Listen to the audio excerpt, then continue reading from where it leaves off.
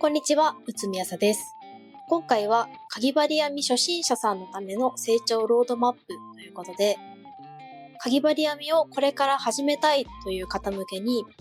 何をどういう順番で進めていったらいいか、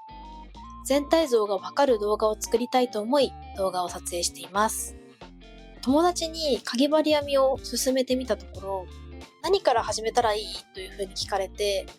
私がかぎ針編みを始めたばかりの時に大変お世話になったおすすめの動画はすごくたくさんあるんですけれども、それらが一つの動画としてまとまったものっていうのはなくて、自分で順番を考えて挑戦していかないといけないなっていうふうに当時も思っていたんですけど、やっぱり友人に勧めるにあたって一体何個動画のリンクを送ったらいいんだ、何の順番で取り組んでいったら挫折なく進めるんだろうっていうふうに思ったので、できるだけ動画1本で概要がわかることを目指して今回は動画を作りたいと思います。それでは動画スタート。まずかぎ針編みを始めるときにおすすめの道具をこのように揃えてみました。これはかぎ針編み初心者セットとして友人にプレゼントしようと思って揃えた道具たちです。まず毛糸です。今回は3色ありますが、全然3色とかじゃなくても大丈夫です。で、かぎ針ですね。そして縛りです。この3つ、毛糸、かぎ針、とじ針は必ず必要になる道具だと思います。逆に言えば他のものは、あった方がいいかなと思うものであって必ず必要なものではないので、予算とかに応じて準備するかどうかお決めになられた方が良いかなと思います。で、あった方がいいかなと思うものを紹介していくんですけれども、まずは小型のハサミですね。こちら。それから目印リング、ヤーンスレダー、細々としたものを収納するケース、そして針山でございます。それぞれ説明していきたいと思います。まず毛糸なんですけれども、今回は浜中のアメリーという毛糸を用意しました。100均の毛糸でももちろん大丈夫なんですが、私は個人的に、手芸屋さんで売っている毛糸の方が好きであるし、編みやすいとも思っています。編んでいてテンションの上がるものを友人にあげたいなというふうに思ったので、こちらの毛糸を選びましたが、本当に100均の毛糸で十分使えると思います。初めて毛糸を選ぶ時のポイントとしては、色が可愛くて、で、太さがそこそこ太くて、触った時に気持ちいいなって感じるものがおすすめです。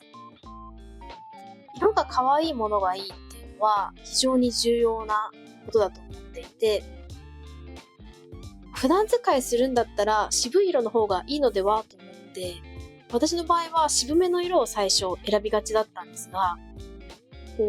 渋めの色だと編んでいる時に渋めの気持ちになっていくんですよね。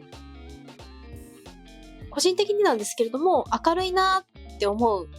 色を編むと明るい気持ちになるし、渋いなって思う色を編むと渋い気持ちになります。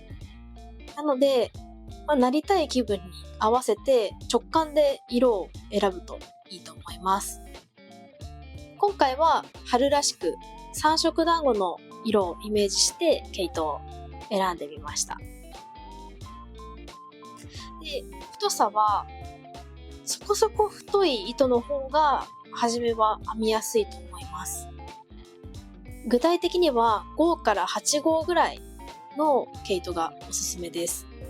浜中アメリーはかぎ針で5から6号推奨の毛糸です。ここに書いてあります。参考使用針、かぎ針5号から6号というふうに書いてあります。だいたいパッケージのどこかにかぎ針なら何号、棒針なら何号というふうに推奨の針の太さが書いてありますので、そちらを確認してください。また、後でも説明するんですが、かぎ針は毛糸の太さに合ったものを一つ買えば最初は十分です。こちらはかぎ針6号が推奨だったので、アミュレの6号を用意しました。次に素材ですが、個人的にはウールがおすすめです。次いでアクリルですかね。で、今回用意した浜中アメリーはウール 70%、アクリル 30% の毛糸です。コットンもいいんですが、ウールやアクリルの方が滑らかに編めるかなという印象があります。個人的に重要なのは、触った時に手触りが気持ちいいなと思う素材を選ぶことです。編んでいる最中はずっとその糸を触ることになるので、自分の感覚として気持ちいい、心地いい毛糸を選ぶのがおすすめです。次にかぎ針についてお話しします。かぎ針は100均にも売ってますので、それもいいらしいと聞くのですが、ネット上ではかぎ針だけはメーカー品がいいというご意見をよく目にします。私自身は100均のかぎ針を使ったことがないので、使い心地については何とも言えません。やったことないので。ですが、私は友人にクロバーのアミュレを送りたいと思います。クロバーのアミュレの6号を用意しました。ちなみに私自身はクロバーのシンプルなこういう金属製のかぎ針を使っています。グリップもついていない金属製のかぎ針、金属のこういうタイプですね。私は訳もわからず、初めからかぎ針編みのこのかぎ針のセットになっているものを買ったんですけれども、ハマるかどうかわからない趣味でいきなりセットを買うのは結構勇気がいると思います。なので、まずは1本、こういうセットではなくて1本、こういう単品買いでかぎ針を買うのがおすすめです。自分の好きな毛糸に合った号数のかぎ針を1本まずは買ってみるっていうのがおすすめの始め方になります。で、初心者さんにおすすめのかぎ針はこういうクローバーのアミュレっていうシリーズとか、あとはチューリップのエティモシリーズあたりがおすすめかなと思います。こんな風にグリップがついているものの方が疲れないというよく聞きます。私自身は金属製のシンプルなかぎ針ユーザーなので、評判を聞いてっていうことになるんですけれども、もしこのかぎ針セットを買う前に時を戻すことができるならば、私は今だったらエティモ紫のかぎ針セットを買いたいと思います。続いて、とじ針も必要になると思います。これは必ず必要になると思います。今回はとじ針は100均で買ってきました。かぎ針セットを買えば付属でとじ針もついてくると思いますが、単品買いの場合は別途買う必要があるので、買い忘れがないように注意してください。もちろん手芸屋さんにも売っていますので、そちらを買っても OK なんですが、とじ針も意外と手芸屋さんで買うと高いので、100均にとじ針がある場合は100均で買うのもおすすめかなと思います。次にあった方がいいものたちです。一つ目がハサミですね。ハサミは必ず必要にはなるんですけれども、ご家庭に普通のハサミがあるよっていう方は普通のハサミでも全然大丈夫です。こういう普通のハサミでも糸が切れれば何でも大丈夫です。ただ個人的には小さいハサミの方が扱いやすくていいかなと思ったので、100均でホルダー付きの握りバサミを買ってみました。私自身はかぎ針セットについてきたこういう小さなハサミを使っておりまして、これはサイズもすごいちっちゃくて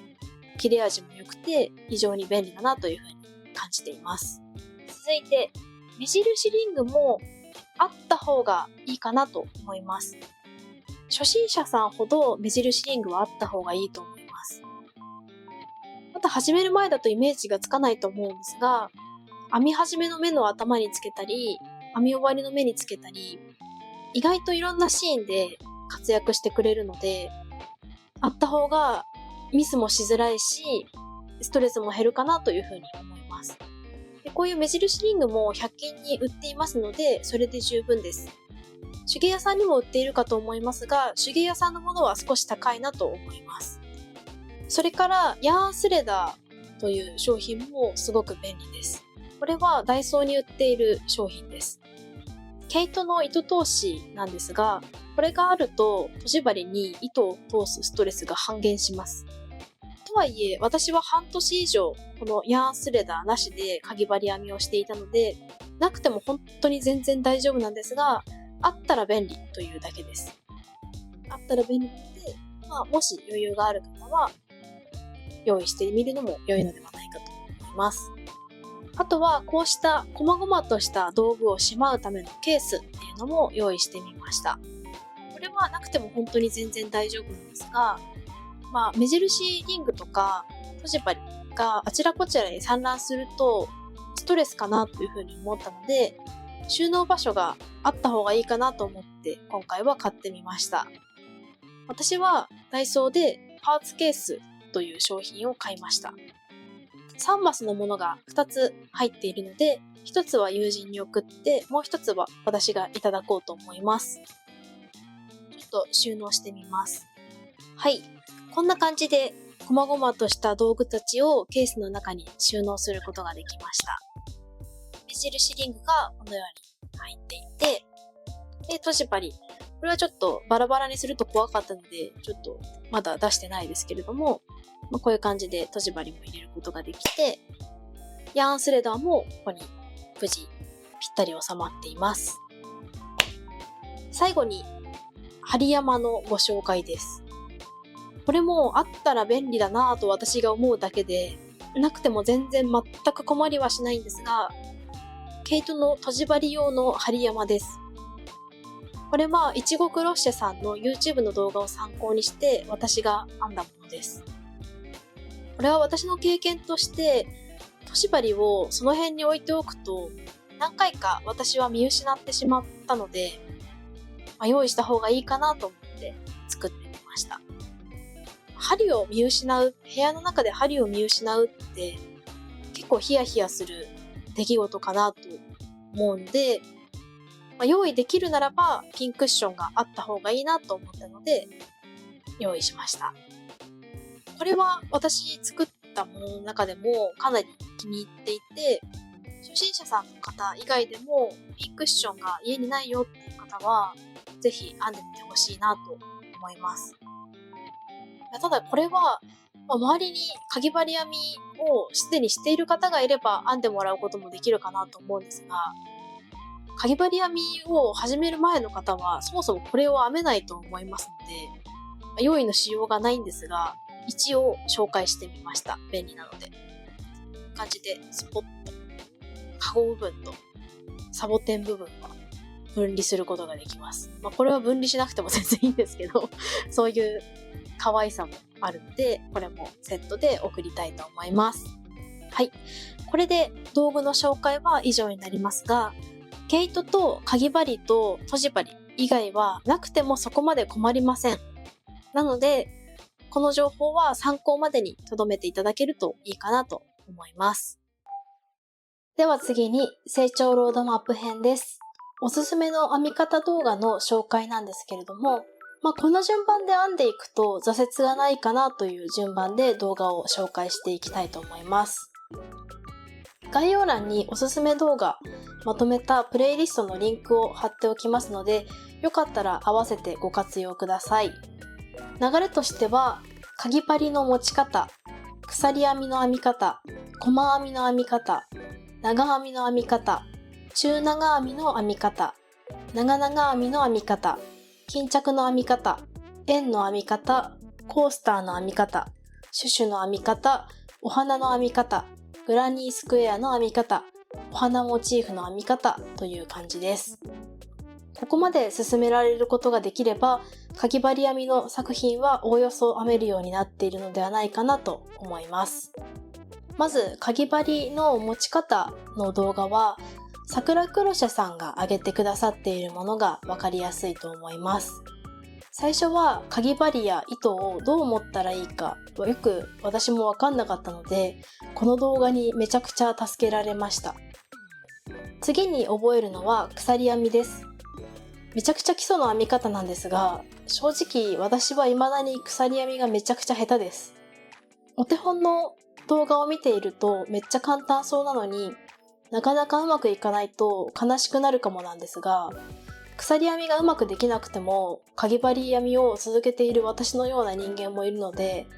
そこまで神経質にならず、ねじれてるなーぐらいの気持ちで楽しんでもいいと思います。続いて、鎖編みの次は、細編みを覚えましょう。最初は、立ち上がりの目ってなんだよとか、裏山に針を入れるの難しすぎるだろうとか、いろいろと思うことがあると思うんですが、やっていくうちに必ず慣れます。で、細編みができるだけで私は結構最初感動しました。毛糸を紐の状態から布っぽい状態にできるようになるので、編み物してる感じがすると思って、私は細編みの段階で結構最初の感動がありました。その次は長編みに挑戦するといいと思います。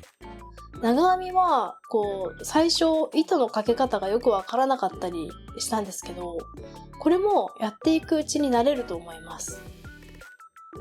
あとはその立ち上がりの目の後にどこに針を入れるのかどうかが難しくて、これは正直動画だけ見るよりも本を読んでみたりとかいろいろ試すのがいいんじゃないかなと思います。人に教われたらそれが一番早いとは思うんですけど、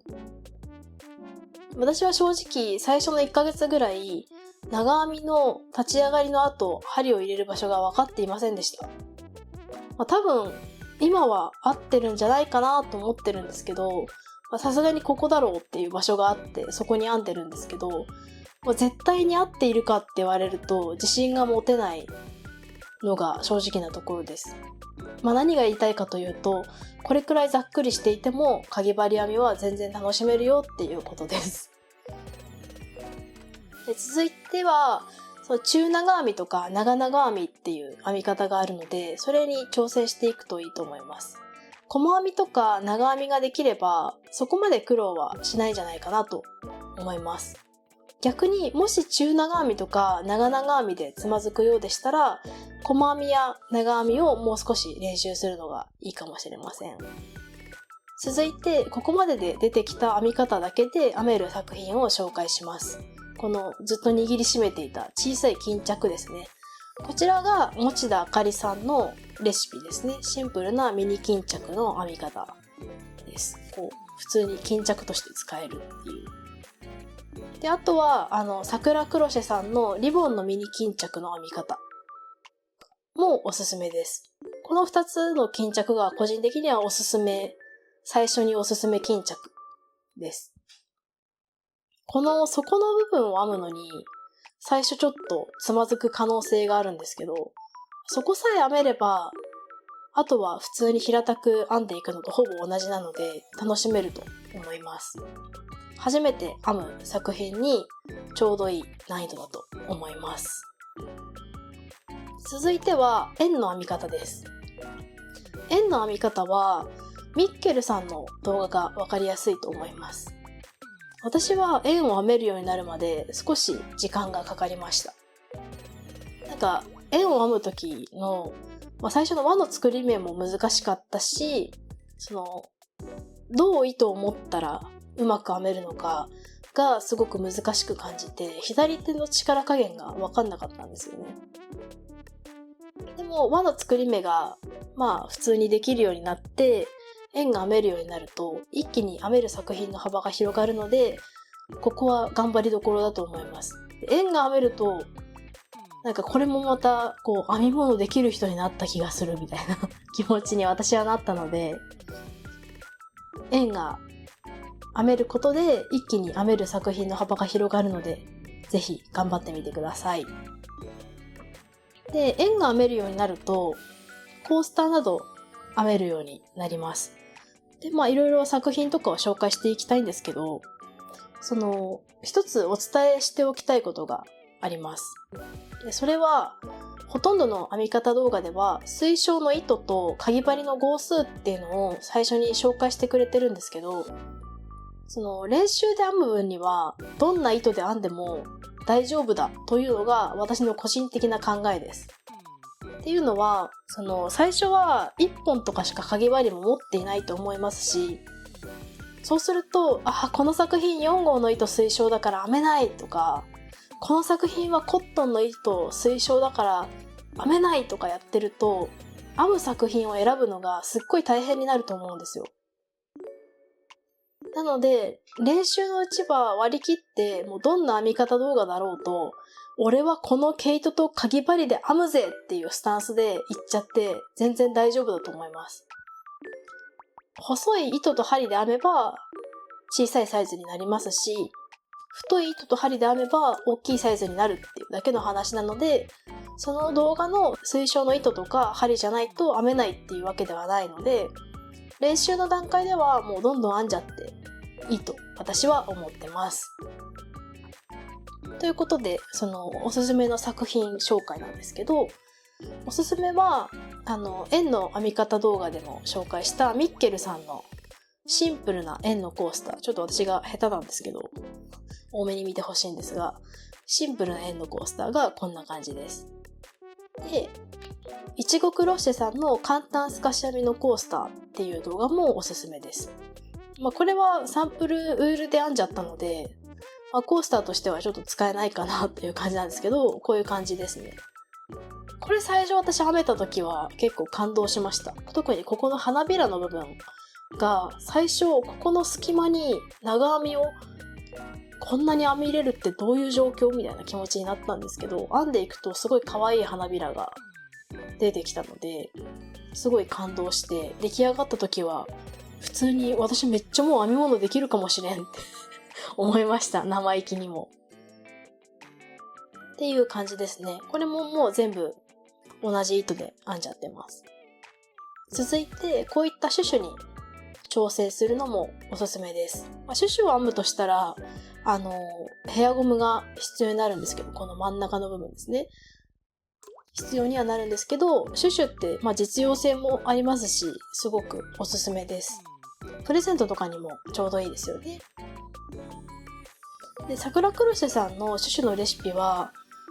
これ全部長編みがいっぱいあって、あと上がここが細編みになってるんですけど、たくさん長編みと細編みを編めるので、修行になります。だから、ぜひ修行がてらシュシュを編んでみてください。あとはフリルってこうやって作るんだっていう発見にもなると思います。面白いと思うので、ぜひ編んでみてください。で、あとは、これ一色で編んじゃったからお花感が薄れてるんですけど、これはミッケルさんのお花モチーフのレシピを参考に編んでみたお花モチーフなんですけど、こういったお花モチーフなんかに調整するのも基本的な編み方の練習になると思います。このミッケルさんのお花モチーフは調整しやすくてすごくおすすめです。あとはハートモチーフですね。これもおすすめでございます。これもね、ハートってこうやったら編めるんやっていう発見があると思うので、ぜひ挑戦してみてください。こういったお花とかハートとか編んでみると楽しいと思います。すぐ編めるしね。ここまで編めたらモチーフ編みに挑戦できるのではないかなと思います。これはグラニースクエアなんですけど、グラニースクエアいろんな方が動画出してるんですけど、私はやっぱりミッケルさんの動画がすごい好きなので、ミッケルさんの動画をおすすめしたいと思います。すごくわかりやすいと思います。で、こういうモチーフが編めたら、このモチーフをたくさん編んで、つなげることでいろんな作品が編めるようになるので、一気に世界が広がると思います。あとはこれは本当に手持ちの余ってた糸でやっちゃったので渋い色になってるんですけど、その色合わせとかもこのグレーとこの赤っぽい糸じゃなくしたりするだけでも全然雰囲気の違う作品になるんで、そういった色合わせなんかも楽しめると思います。で、最後にお花モチーフなんですけど、お花のモチーフバッグですね。持田あかりさんのお花モチーフバッグを、おすすめしたいと思います。モチーフ1枚だけ編んでみたんですけど、このバッグのモチーフ、